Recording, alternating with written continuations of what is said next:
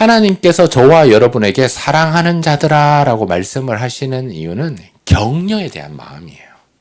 그러니까 사랑하지 않으니까 사랑한다 라고 얘기를 하는 것이 아니라 사랑하고 있는데 너무 힘들어 하니까 그래도 내가 너한테 사랑하고 있다. 사랑을 전하면서 격려하시는 그 주님의 음성입니다. 우리가 읽었던 베드로후서 3장 8절 말씀에도 사랑하는 자들아 이렇게 시작해요.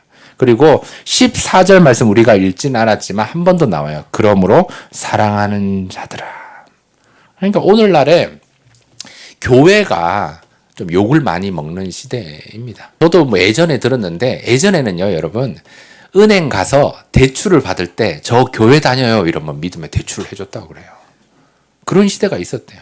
근데 요즘은 교회가 뭔가 은행 가서 대출을 하려면 내야 되는 서류가 10가지가 넘는데요. 심지어 은행 직원들이 교회에 와서 예배도 드려보고 다 막 이렇게 확인도 하고 재직해 하는 거 보고 그래서 이제 교회에 대출하는 시대가 되어버렸습니다. 그러니까 교회를 믿지 못하는 시대. 이런 시대일수록 하나님께서 저와 여러분에게 사랑하는 자들아라고 부르시는 그 주님의 마음을 우리는 기억해야 합니다. 이게 중요한 거예요. 오늘 본문에 사랑하는 자들아 우리 각자를 말씀하시지만 어떤 의미에서는 베드로 사도를 통해 하나님께서 그 교회들에게 고통 중이고 고난 중이고 믿음을 지키고 있는 성도들에게 공동체에게 사랑하는 자들아라고 목자의 음성으로 들려주시는 막 힘들어하고 있는데 더 막 우리가 너 이게 잘못했어 너 이거 잘못했어 이거 막 울고 있는데 막 속상해하고 있는데 너 이게 문제야 이게 너 고쳐야 돼 이렇게 얘기를 하면 들어가지가 않아요. 이 당시 역시 교회도 힘들고 어렵고 잘못한 부분들도 있고 연약한 부분들도 있었지만 하나님께서는 교회를 격려하시는 모습이에요. 우리도 마찬가지잖아요. 우리의 자녀들이 있는데 막 눈물을 막 뚝뚝 흘리면서 속상해하고 있는데 막 너 이게 잘못했어 이거 잘못했어 그러면 더 이렇게 관계가 멀어진단 말이에요. 그럴 때는 눈물을 뚝뚝 흘리면 어떻게 해야 합니까? 안아줘야죠. 안아주면서 괜찮아. 그래서 너 할 수 있어.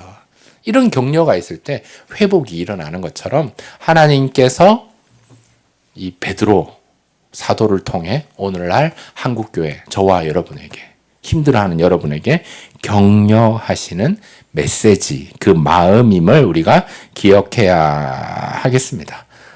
베드로후서의 배경을 찾아보면은요 한마디로 그냥 너무 힘든 상황인 거예요. 데살로니가 전서를 보면 임박한 종말론이라고 얘기를 해서 너 정신을 차리고 주님께서 다시 오실 수 있으니까 긴장해라라고 막 얘기를 해요. 그런데 어느 정도 시간이 지났어요. 그러니까 주님께서 금방 오신다 그랬는데 주의 날이 도적같이 온다고 얘기를 하지만 오지 않는 거예요. 그래서 지연된 종말론으로 인해서 사람들이 기독교에 대해서 교회에 대해서 성도들에 대해서 조롱하고 있는 거죠.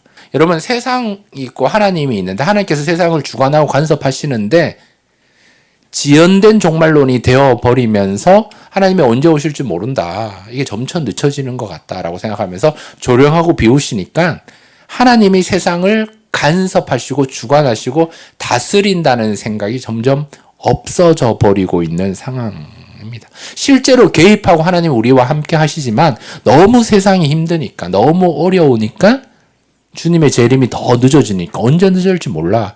오긴 올 것 같은데 내가 살 때는 아닌 것 같아. 이런 마음으로 기독교인들을 조롱하고 있는 상황입니다.